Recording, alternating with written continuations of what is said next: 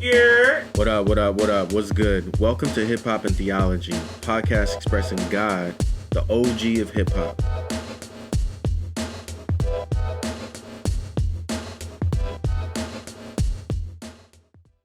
I am Joel the Truth. I thank you so much for just coming to join us on this. I Yes. appreciate it. Yep. And I'm so excited to be here. Well, That's cool. Joseph, it's a pleasure to meet you.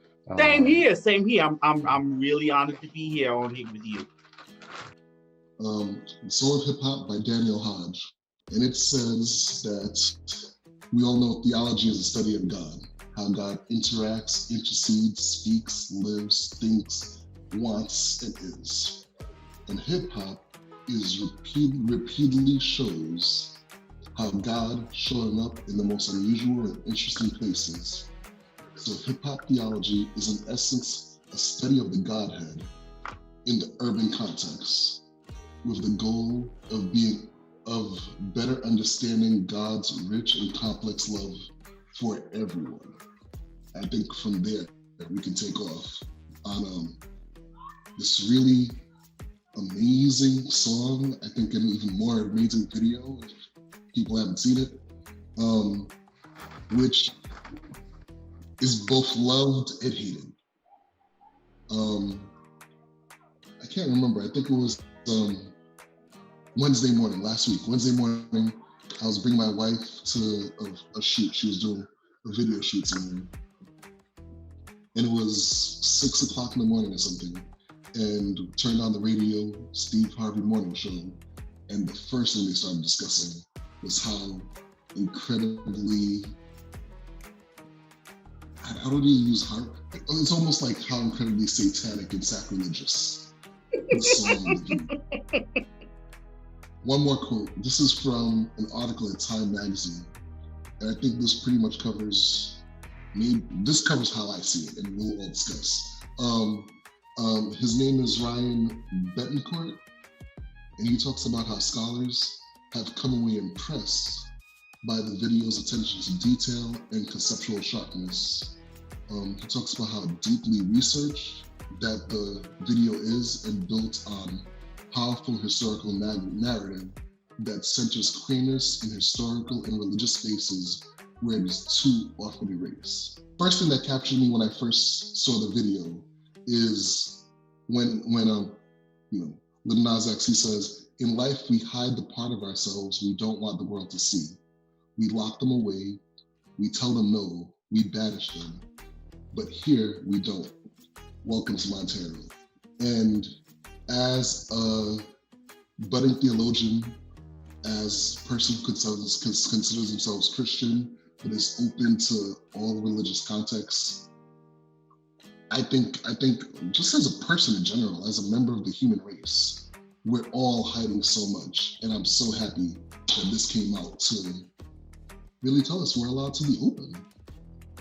I think you said Betancourt was the one who was talking about the film and how well researched it was.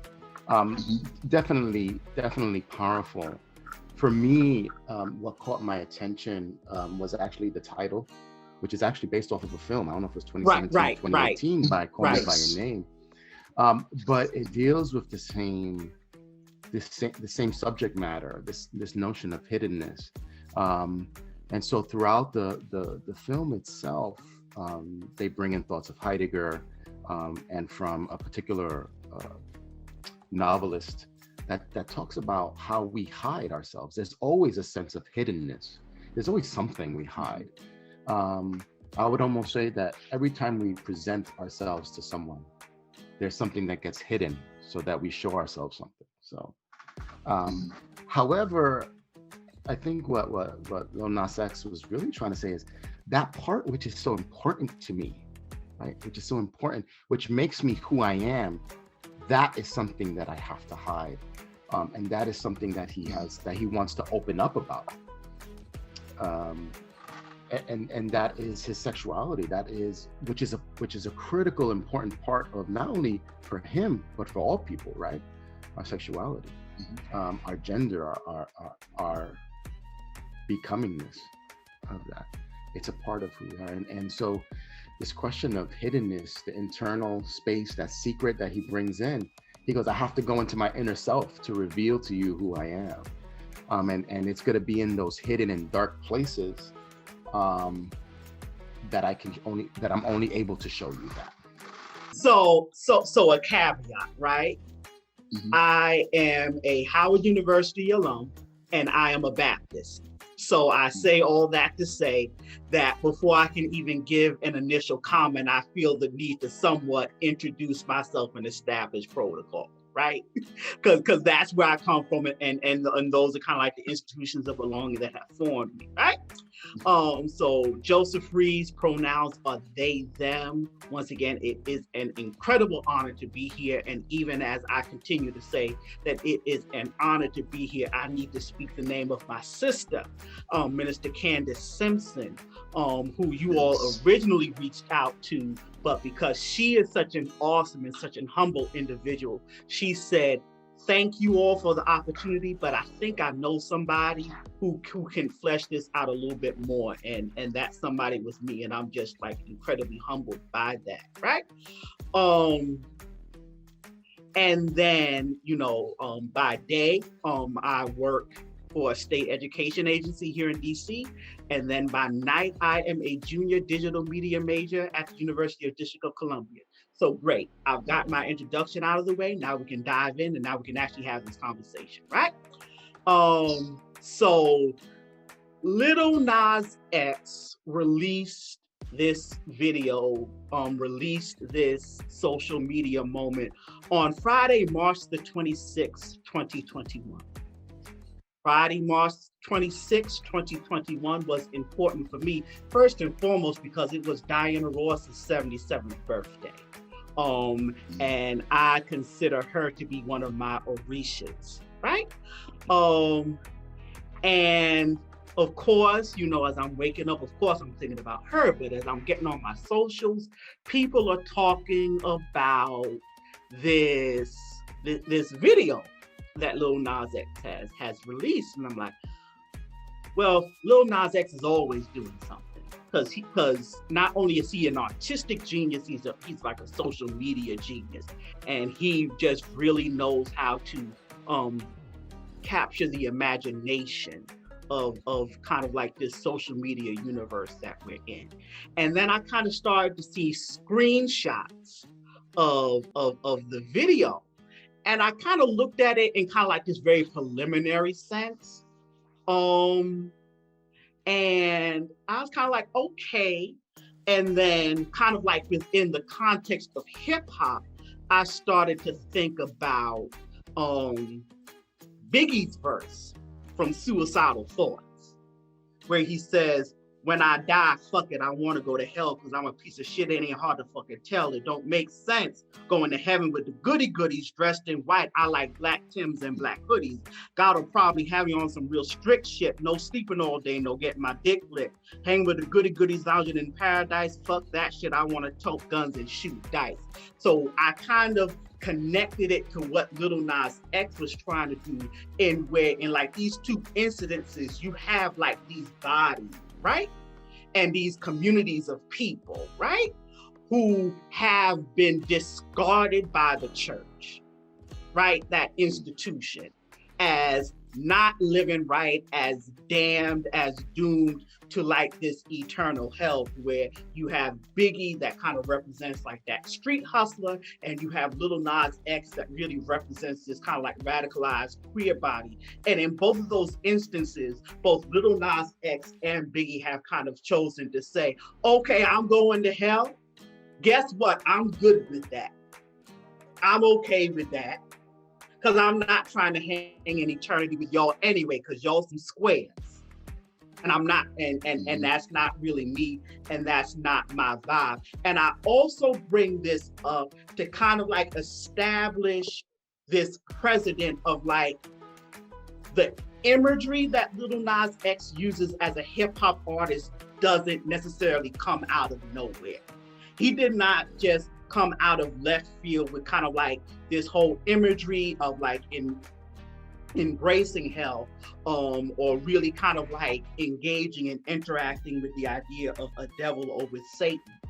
You have Biggie's verse. You have a whole group called 3-6 Mafia.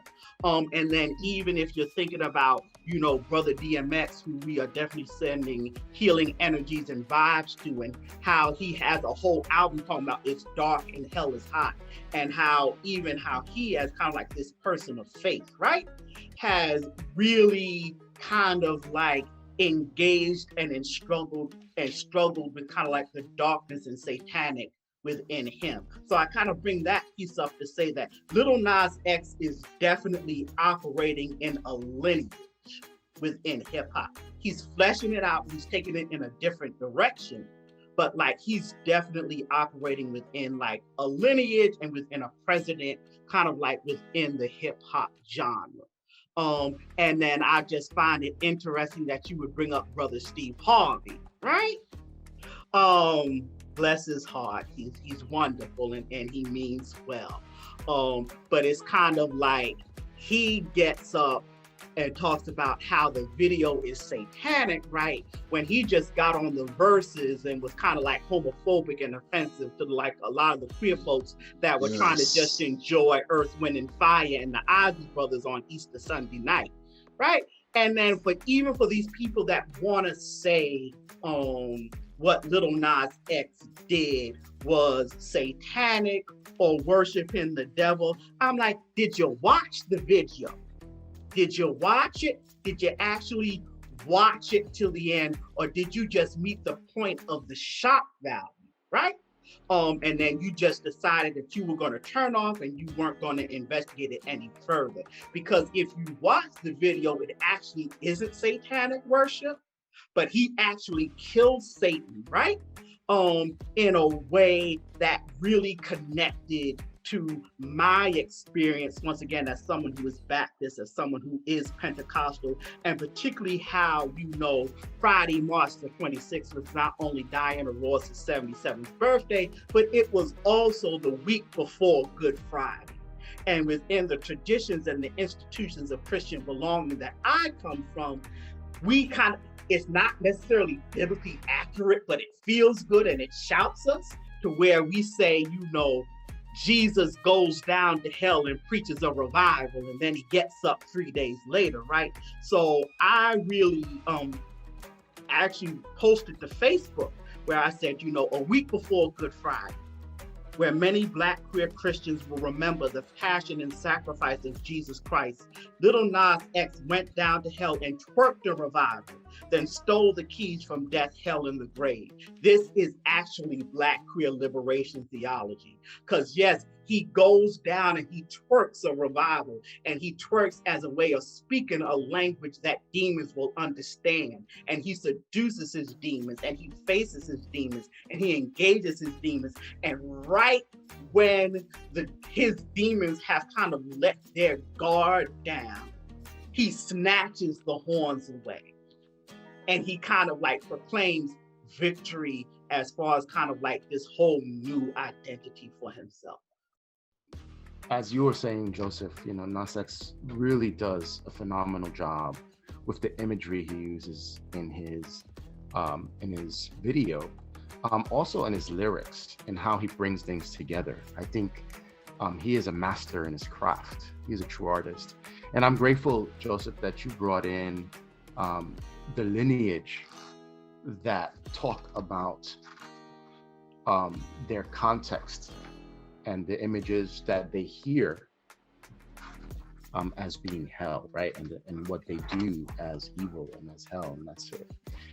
And I think following that lineage, Lil Nas X is really tackling that space. That everything that you tell me that I am is evil. Everything that you tell me that I am is me giving in to almost like my humanness, right? Mm-hmm. Or you know, or the flesh, if you want to stay within a biblical context, right, and the theological terms that have been coined around it, right? You're living by the flesh, and yet I don't know if you noticed in the video, there's a tree, and the tree has some Greek words on it. Right. And I had that caught my attention, and I looked it up.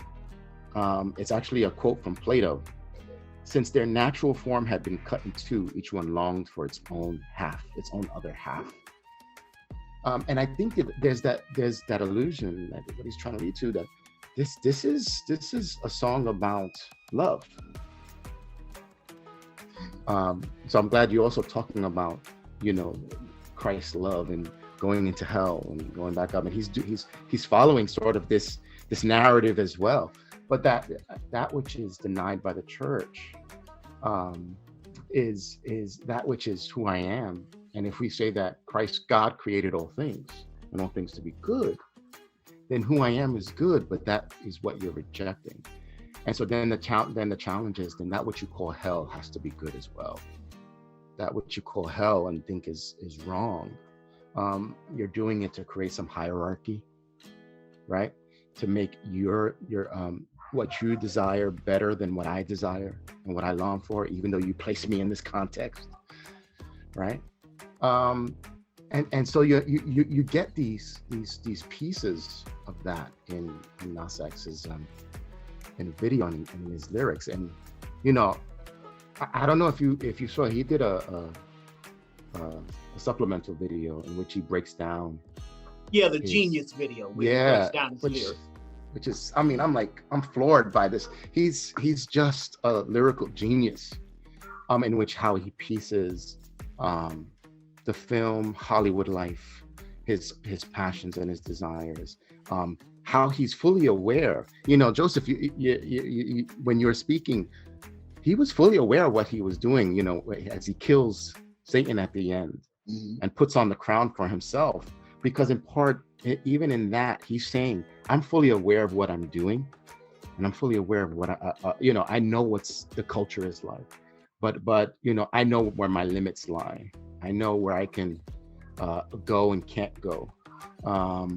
Even though he challenges himself, was it worth it? He's cognizant of the space he exists in and lives in, but he's not fazed by it, because he does have, and in that sense, I'm thinking he's saying, hey, this is who I am, and this is who I want to be, and I know I have a call of myself to use my craft as a tool to express that which I think is right, that which I think is important.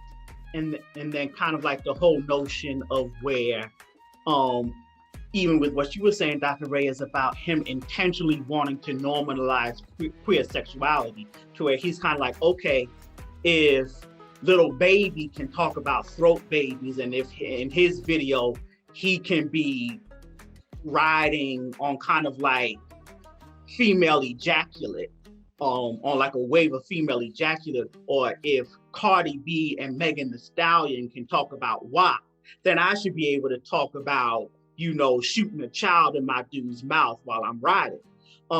And like, just in a very real way, and kind of like even referencing kind of like that Genius video, like, yes, there's this richness in what he offers, but like there's also kind of like this elementary quality, right?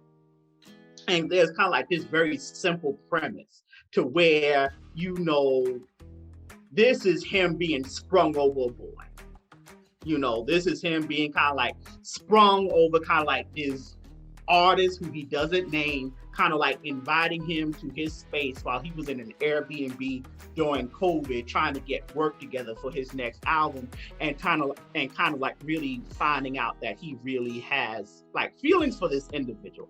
And even kind of like when he talks about the drugs, kind of like the cocaine and the weed and the white, kind of like really saying, I wish I could be that for you.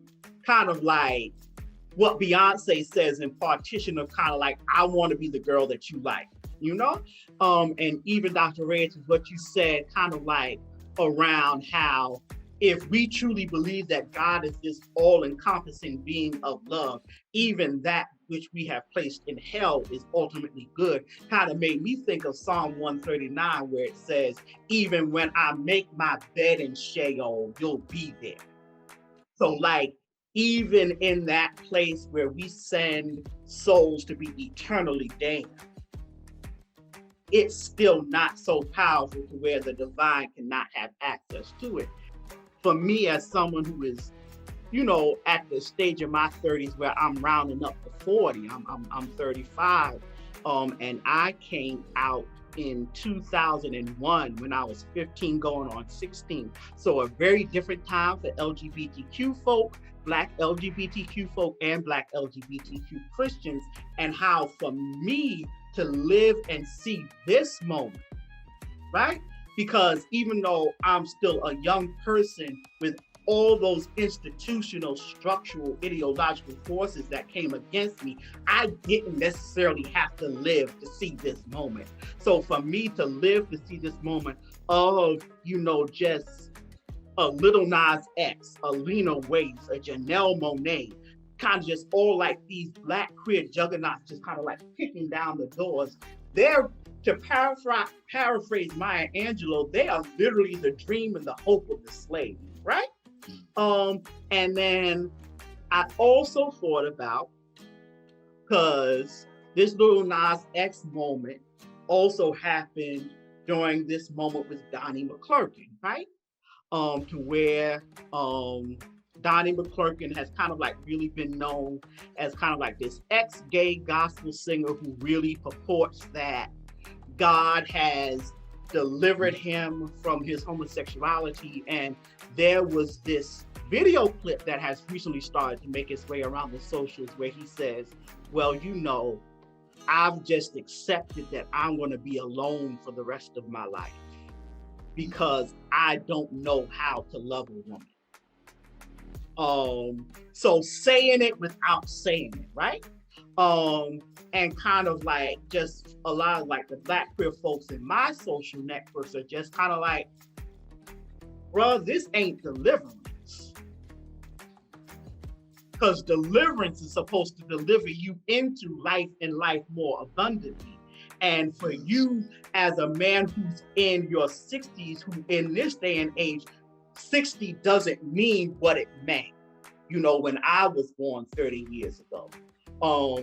And 60 isn't looked at as over the hill as it once was. So for you to say, as a man who still has vibrancy and desire, that the only option you see for yourself is just to be alone for the rest of your life because you cannot fit into what was given to you. And it's kind of like you're holding on to this harmful poison in the name of holiness. And you're still too afraid to really reach out for that new thing. That's not deliverance. And it's almost like to kind of like bring it back into kind of like this Lil Nas X moment. I almost pray that Lil Nas X could be a moment of deliverance for the Donnie McClurkins of the world. But that also brought up a book I've been reading. It's called Why Christianity Must Change or Die, and how although we're living in this, we're living in the 21st century with all the technology that we have, Christianity still views God as, very literally living up there in heaven when we've already gone to the heavens, right? When we've explored all these things, we are still reading the Bible literally like we were either in the time of Moses or in the time of Jesus. I mean, I have a 5-year-old. My 5-year-old understands technology more than her grandmother. So you can't go to her the same way as you did to Jesus. She doesn't even understand it. And I don't understand why, and it's not only Christianity, why religion is so stuck in the past and refuses to move forward. Why they're so afraid to understand God differently, to understand people that they don't know or people they don't know differently, things they haven't experienced. We live in such fear, and I don't know why. I don't know why we're not open. We live in fear, but then we turn around and say that God has not given us a spirit of fear. Right? Yeah. Class, can we say cognitive dissonance? Aaron, you've been quiet the whole time. You got anything? Yeah. Man, I thank you so much. Joseph, amazing. I'm just in awe of what you're contributing to this dialogue. Thank you so much. Dr. Reyes, as always. Honestly, this video, as an artist and as a young, growing theologian, this video hit home for me because I realized that I've been battling my own identity for so long, and I didn't understand what I was or who I was and how do I fit and all this, and growing up, you look around and you see that majority is acting a certain kind of way, so you kind of see that maybe that's the pattern you're supposed to follow, right? But then it becomes problematic when these patterns hurt you, and so I bumped and clashed with a lot of things, and so this video for me was like a visualization of my journey. It was like a set of moving symbols, if you would, and it was really deep. I mean, to go inside yourself and really face those dark places or go explore those dark places, and use whatever how, and I love how using twerking the demons, like I love that, like if you have something to distract them or hypnotize them or control them, so to speak, or even enter into relationship with them, it's heavy because I've gone through, I started going through that journey of just coming into relationship with these dark components within myself, and honestly, it's been really healing. So this video also for me symbolizes that growth into healing, and it's not what status quo says that it's supposed to look like. That I love, at first I said, wow, like the way that he hypnotized what was symbolically like the leader down there, the head honcho, and then took the horns, like the crown, so to speak. Like I am now, that, like for me, that was just like, he kind of became whole. I that crown piece, because once again, he's an artistic genius there. I mean, the crown, is symbolizing fate. Who controls fate for him? And he's really saying, I'm not going to be left here. This is not my fate. I control the fate that I'm choosing, which that's why he crowns himself. Even though, and it's the space where the people said, hey, this is where you belong. And he goes, then I'll be the king here. This is where I rule. This is where I control. But that space is important for him, because when he's being judged, I don't know if you noticed that the people that are around him Or all him. are all him, but interestingly enough, they're painted as like sort of like stone-like idols or not even idolized, but this statuesqueness, which is you have to be this, right? It's static. There's only one way to look. There's only one way to be. There's only one color. There's only one this and one that. And that's what he's battling against. He's actually battling against himself and what he should be and what he control, and who he becomes.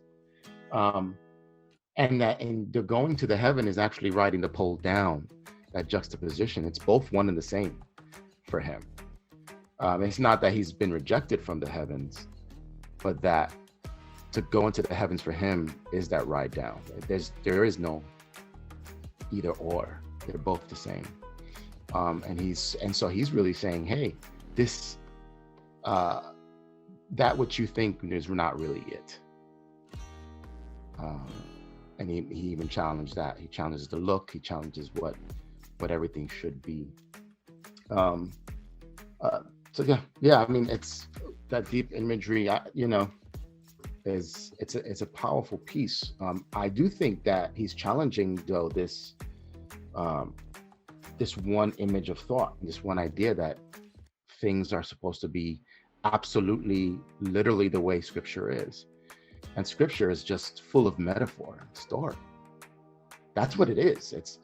We're looking at the stories of the history of a people. I was gonna say one particular people, and so it is manipulated to lose them. And if we go farther into that, the certain particular people, right? Because yes. You can look at it and say, this is a certain class of people. I bring in Dolores Williams when she highlights Hagar, and how hey, this one people overpower another, right? Or if you want to take Brueggemann, and he says, hey, in the top of Israel's glory, they were just as bad as anyone else, because they hurt their people, because power became an issue, because of control became an issue, because the temple was controlled by the king and it wasn't for the people. Christian scripture and how our holy text glorifies one nation of people going to occupy a whole other nation of people. Correct. And we go against it. And how, particularly for those of us who are people of color, various different parts of that spectrum, those are some waters that we need to trouble, right? Or Correct. Kind of even going back to kind of like what you were trying to talk about in far as the flesh, and how we really need to have a discussion about the flesh, and even going back to Joel's point of how we just lift up and worship scripture as this infallible thing, that it isn't necessary, but how really, and this is even kind of like going back to kind of like some of my formations by Dr. Valerie Bridgman, of how, we say we Christian, but really, we're Paulinians, because we quote Paul a whole lot more than we quote Jesus. We have built on our rock on Paul a whole lot more than we built our rock on Christ. But we think we built our rock on Christ because Paul taught so much about Christ. And it's kind of like we talk a lot about Christ, but do we necessarily follow Christ?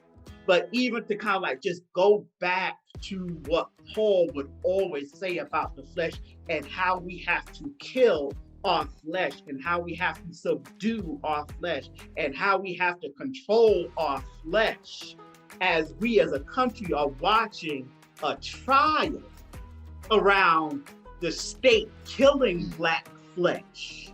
We got some waters we need to trouble, because for me, as a Black person, as a queer person, I have enough people, I have enough institutions, I have enough systems who are passionately invested in the death of my flesh without me assisting them. I ain't gonna help you kill me. If you gonna kill me, you gonna have to do it all by yourself. The conversation going from Hagar to Israel to what you just said, Joseph, made me think of a couple of things. First of all, how God in all of this, right? The God of the Israelites and the God of Paul and the God that we call our own God is like in Hagar's story. I'll just say Hagar. When Hagar is raped, thrown out, and all those, God is like, yo, I'm cool with that. I got no problem with that. I am in harmony with Abraham in this, right? Nothing that. That's what Dolores Williams talks about. But going through all this, it's really amazing to me in terms of, I think it goes back to that fear and change, like how we consistently say in the same place that harbors hate. Even when we hate, it harbors us to hate ourselves many times. The hate the fleshly part of us, which could be anything. It's not only sexual. Everybody like the church demonizes sex, but it could be especially that I want to have nice clothes. I want to have a nice car. You know, I want whatever it is, you know. I want a big ass house that's 6 bedrooms and 6 baths, where there are only 2 of us gonna live there. We need to make the change. We need to make the change, I think. I think just us being on this podcast, the way we think, we are the ones that are called to cause a shift for the next generation. I got a little uneasy, a little bit, something you said, if I want to mention and everything. I was like, oh, we just want to be a little bit careful on that. There's nothing wrong in wanting things or being blessed or benefiting from stuff like that. Just as long as it doesn't then change a certain way of thinking for us. For me, I have problems with the prosperity gospel a bit, in the sense that, you know, oh, blessings for God. If you invest in the church, you'll be blessed. And you have a lot of people that are poor, you know, giving hundreds of dollars to the church and they're not being blessed.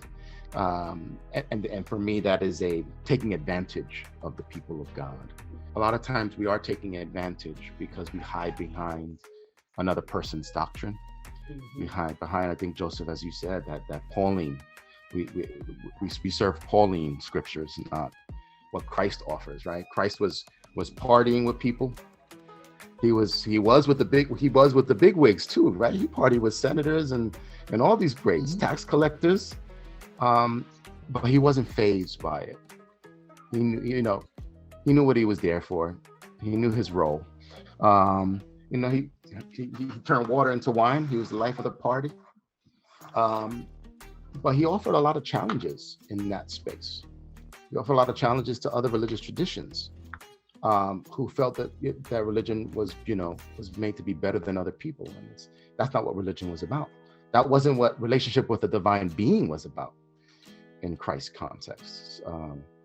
If I can, piggyback on something that Joseph was saying, and that we see these limitations with Paul because Paul himself was a man of 2 nations. Not only was he a Jew, but he was Roman. He had a certain type of privilege going on there, that he wasn't fazed by certain things. But but when we deal with this context of the bodies of people of color, and not only bodies of Black bodies, but Latino bodies and Asian bodies, we need to see what's that piece that's hidden. And going back to Nas, that needs to be opened up and revealed. And then to say, where is that divine that's there trying to lift up and reveal something there? Really just taking this all in, and this is just really a rich conversation, but to kind of like even bring it back even more to Lil Nas X, kind of like with a comment that Aaron had made earlier, kind of around how that ability to seduce and to kind of like hypnotize, like your demons. I thought 2 things. 2 things was James Baldwin's quote of, "You cannot conquer what you don't face." But then also Aaron's comments really made me even think even more of how like that particular imagery of Nas taking the horns off of the devil was kind of like this remix of Samson and Delilah, right? To where much in the tradition of that story, kind of like Delilah was able to subdue Samson and get Samson kind of down there and then cut his locks and got his power. And in the same way, Nas was able to kind of like seduce and also I think it's really important to note that the Satan in that video was not an actual human actor, right? Like the Satan in that video was like a CGI creation.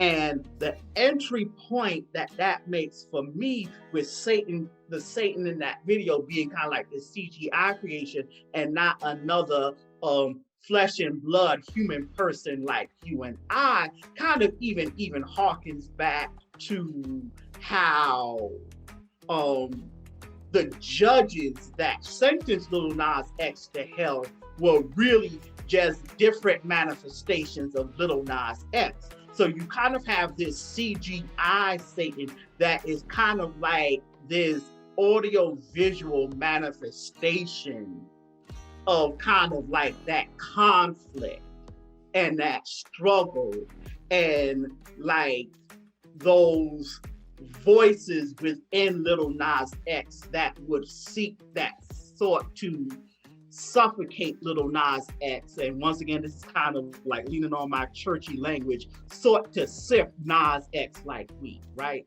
So that's kind of like just what's been ruminating around in my mind, even while I've been listening to the rich offerings that you all have been providing. You know, Joseph, if I can piggyback this, you know, thank you for mentioning the CGI of this piece. If I can jump into the actual film of Call Me By Your Name, in which the director really is careful in placing imagery and music really into place to talk about that. The last scene of the film talks about it's called Visions of Gideon. So he uses biblical imagery there. The song is actually based on biblical imagery, Visions of Gideon. But then he says, is this a video? Is this image that goes on repeat that I'm constantly having to not only remember or have in memory, right? But was it real? Is it real? And so I'm so grateful you said that, Joseph, because CGI, it's a visual representation of something that he's battling within himself, but it's repetitive. It's something that he's always having to deal with, right? Within himself. And just like the film, he goes, it's on repeat. Is this a video? Is it a video? Is it a video? This idea of this memory that's so strong, whether it's the memory of the people that are telling him that you're going to hell for who you are, which is then becomes repeated in himself, right? He sees himself as mirror in the terms of these statuesque beings saying, you're going to hell, you're going to hell. And him having to break that. And then he has that ultimate CGI character, the Satan himself, that he sort of has to coax and bring him to his knees to control that. To say, no, that's not going to be the way no more. But this idea of video and image, that it's that battle, that's an internal battle within us. And he begins his video with that. He goes, we can't do this in life. In life, this is not acceptable. But he brings us into his world, and that the character he's going against, which is himself, has a third eye. And the third eye is always that representation of something deeper, right? That let's enter into an inner reality or transcendent reality, which is an inner looking within. Aaron, you probably want to say something to that because you've been doing a lot of work with that. And then to say, this is video-like. This isn't real, right? This is something that you want to be in the real. But it haunts like memory, and we have to challenge that.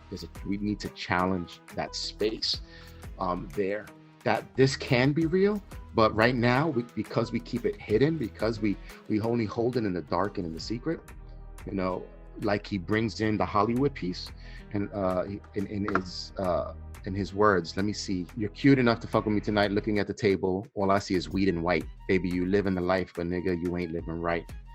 And then he talks about Hollywood culture there. But Hollywood culture is hidden in a sort of way, right? It's hidden because, you know, that's the way it is. But the real life, that's not what they want. They only want what the actor can bring. So then here are these memories and pieces of what he wants to be realized. His sexuality, his gender, his identity is really there. And you have to sort of bring that into light, and you have to sort of dispel some of the imagery, or dispel some of these video pieces that may haunt us, to bring it into light and say, this is really who we are. And it's not bad. It's not evil. To be who I am is not evil. To be who I am is not to be demonized or in sort of way. And so, but the challenge is that he has to defeat that within himself, because if he defeats that within himself first, it doesn't matter what anyone says outside. And it's kind of like what Thurman says as far as really kind of like this imagery and this metaphor and this representation of hell within this video can really look at how, if you really seek to walk with the divine, and if you really seek to walk with this Christian discipline, you are going to be summoned to that which Thurman calls the midnight of the soul. Christianity is not, despite what some of these prosperity gospel people want to tell you, despite what this current kind of like capitalistic neo-Pentecostal mega church, what Gardner C. Taylor calls cotton candy Christianity, would kind of tell you, Christianity is a religion and a faith of confrontation. Christianity, in its true sense, if we're gonna follow that brown-skinned person from Nazareth, who was born in the parking lot of a Motel 6 on the side of the road in Bethlehem, to a teenage mother who was married to a man that wasn't the boy's blood daddy. If this is the faith you want to commit to, it's going to empower you to do so. It's going to equip you to do so. It's going to be a source of comfort for you to do so.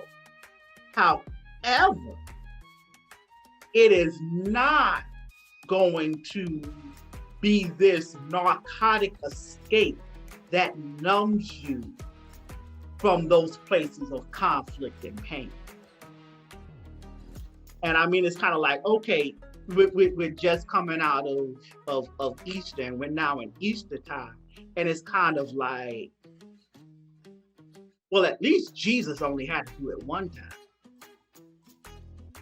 But for those, like, for those of us, kind of like in our human experience, we're constantly being called to Calvary. And we are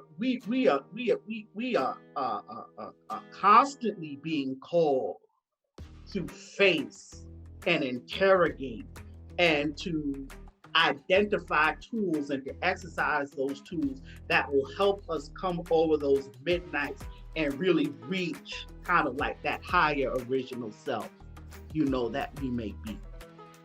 If I may add, just contribute a very brief theological reflection. On the beginning of the video, I love how the assumption of the serpent, you know, like it's playing on biblical imagery. So this serpent, you know, is coming down the tree, but then the serpent has hints of imagery of him in it, as if he's looking at himself, which, I mean, obviously it was him, but the point is that it wasn't that obvious. Like, they applied makeup. So it's this image now that kind of is relative, right? And this image that he can relate to. So like, it wasn't really too much of a seducing. It makes you wonder, right? It's more of a, oh, you're relatable. So now they enter into a relationship, which thus brings about, I guess, knowledge or awakening, and then questioning. And then it's interesting that then from that point on starts this quest, right? Symbolically representing being thrown out of paradise, if you will. But I love how the hints of biblical imagery are like subtly there in the background.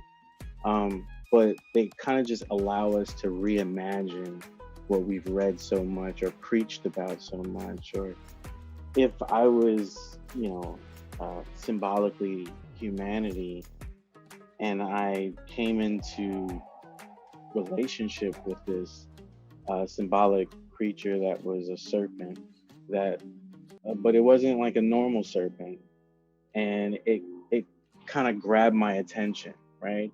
I guess a normal serpent, I would just be like, yeah, that's just a whatever. But this one was very different. It had to like catch my attention. It had to be relative.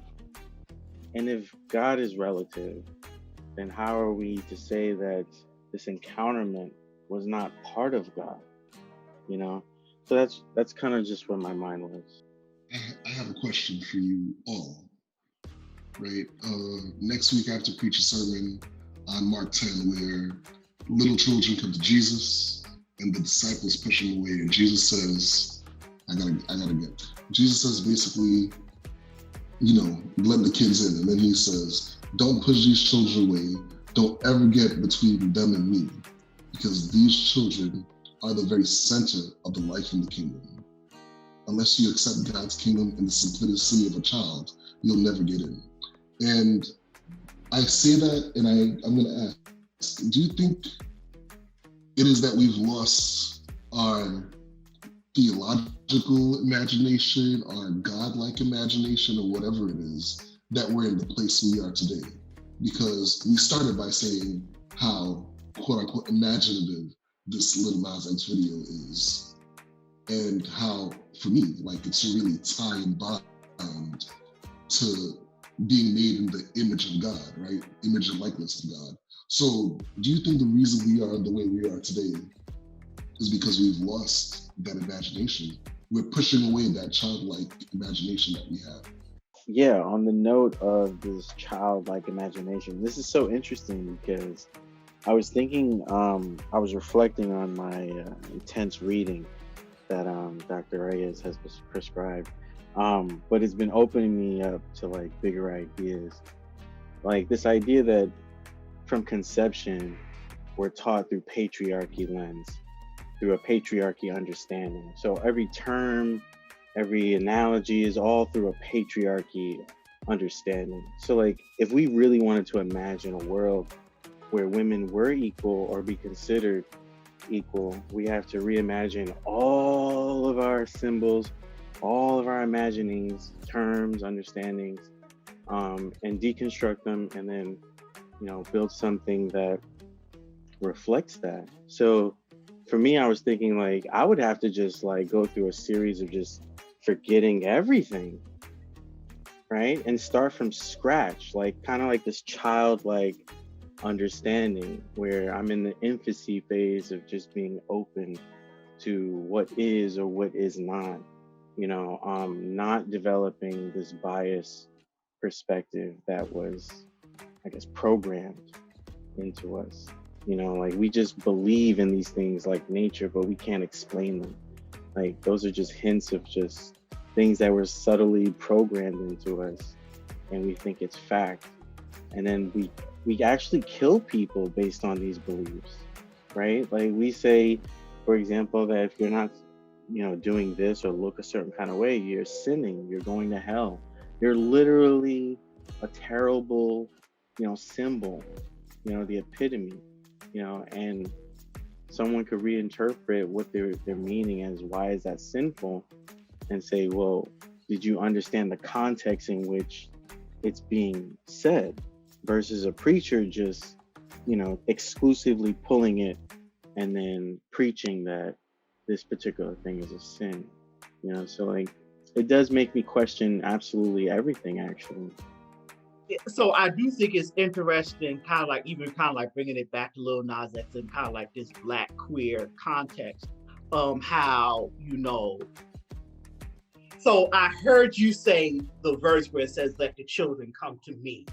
And it kind of made me think of how in my coming up, as a Black queer person, Black queer folks specifically, kind of like one of our colloquial terms for each other were the children or the kids.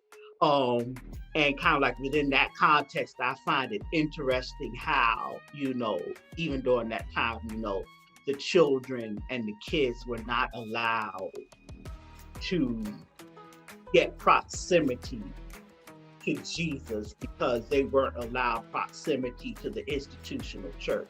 Or in order to get that proximity, they had to mutilate themselves and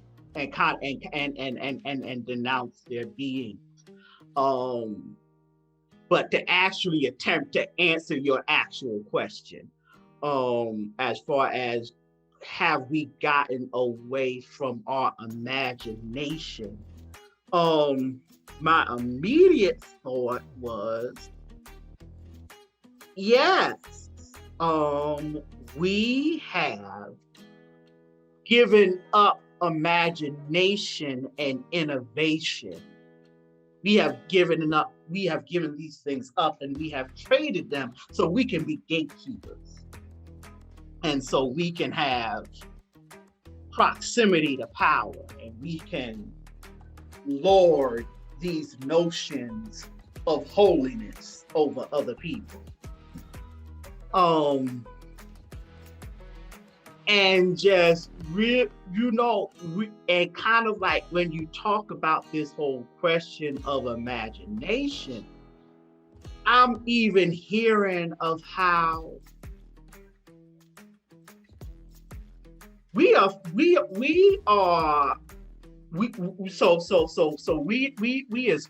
Christians, we are following and basing our lives in a text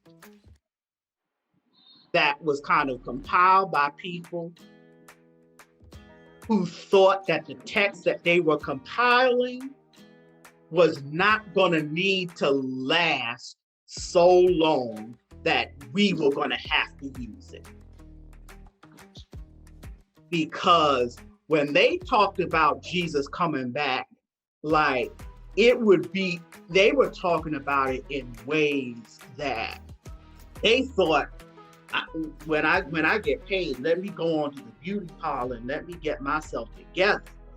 Jesus coming back Sunday after next. And then it kind of didn't happen. So I guess what I'm really trying to say is kind of like we lost that sense of imagination, or we gave it away because our foreparents kind of got to this place, well, I don't know if he's coming back, and we're gonna have to find something to hold on to make some type of sense of this down here. And that may be where, we kind of lost our imagination. And then to even go back to what Aaron was saying, Aaron kind of made me think of, okay, we're just coming out of Women's History Month. And just something that I did within kind of like my own private devotional and prayer time is, at least for that month of March, whenever I was reading scripture, whenever I was reading one of my devotionals, I was just really intentional to refer to God as her, to refer to God as she, to refer to God as mother, to kind of like decolonize my mind in that way. And even now, even though there's a familiarity and a lineage with looking at God as man and looking at God as he, and as a lover of gospel music, and he's got it all in control, and he's got the whole world in his hands, and he can handle it. There's a familiarity for me. Also for me, as someone who's looking to create a faith that is in my own image. As a non-binary person, really making myself uncomfortable and troubling the waters for myself by more or less referring to God as they. And if nothing else, definitely saying that, when I do stand in public to proclaim in any way, as far as a faith setting or a gospel setting, really being intentional about referring to God as they, because God as he isn't comfortable for everybody. And God as Father, for some, is very trauma inducing and triggering. So just for me as Joseph, that's just some of the ways that, I'm even trying to reclaim, my sanctified imagination and my sacred imagination. Aaron, can you jump in here and if you're comfortable, and tell us why your pronouns are what they are? Oh yeah. It was interesting because I took a course at Union Theological Seminary, and the starting of the course, first day, people were like, "Hi, my name is so and so, and these are my pronouns," and I was like, "What? This is you guys are doing that like here, like," and I didn't understand because I didn't see it at NYTS. So it became interesting, and I was just like, wow, like, you know, like I do want to participate in this idea of pronouns, you know, and if I did, what would I select? So for me, it was kind of like a new birth, you know, like I got to select my pronouns, you know. This is something that wasn't taken from me or chosen for me. This is something I get to choose, you know. So I came to the conclusion of being comfortable with pronouns they, their, them, because I realized that, you know, I, or who I think I am, is not one thing. So I believe in this idea that I encompass the universe. God is, you know, in me. So, you know, to say God is male or female, or to choose, is in itself for me even biased or absolute. So I felt very comfortable to resonate with they, their, them. If I can just say something that's interesting there, is that we choose that, and going back to that question that you were asking, Joel, about that text, "Let the children come to me, for theirs is the kingdom." You know, the way I was looking at that passage, you know, children, they are all imagination.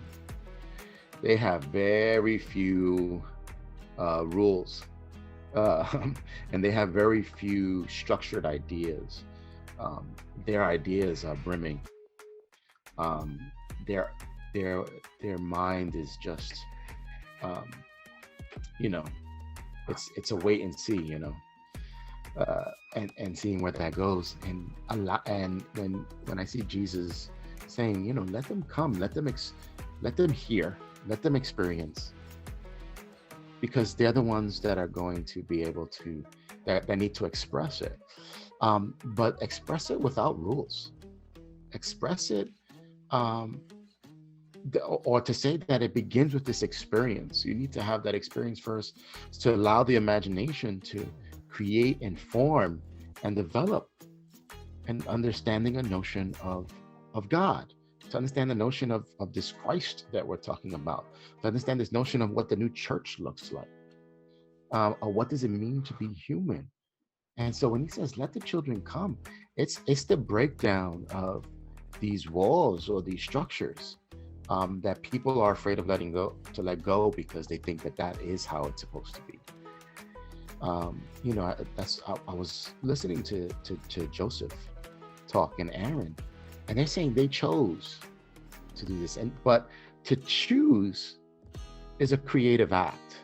It's not something that's told to them, right? It's not something that someone else says I have to do, or someone else does this. It's, I choose to do this. And so there's that part, that freedom, if you will, that allows your input in. I've experienced something that's divine. Do I choose it or not? How do I choose it? In what ways will I choose it?